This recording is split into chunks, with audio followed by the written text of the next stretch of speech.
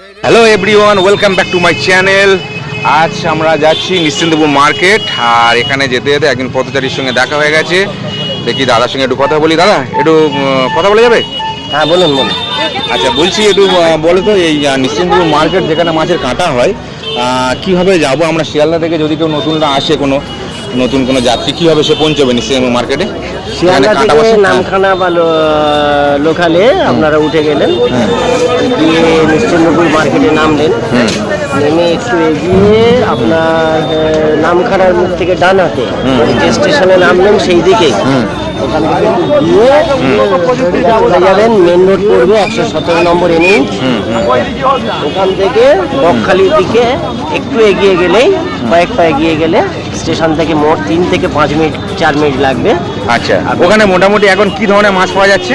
সব ধরনের মাছ, জেলেদের মাছ, তারপরে আপনার এখন ইলিশ আসছে। ইলিশ তো প্রচুর, এখন তো ইলিশের সিজন, এখন তো সবসময় ইলিশ পাবেন। আচ্ছা, কেমন তবু কাঁটাতে দাম কেমন যাচ্ছে দাদা?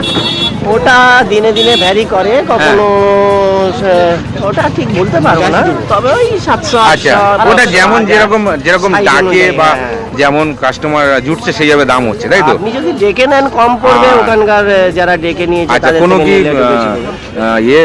আমাদের দেশি জলের যে মাছগুলো, ওগুলো পাওয়া যায়? ওগুলো পাওয়া যায়, মিষ্টি জলের মাছ পাওয়া যায়।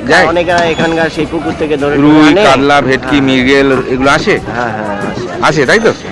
আচ্ছা, আর নদীর মাছ কি পাওয়া যায়?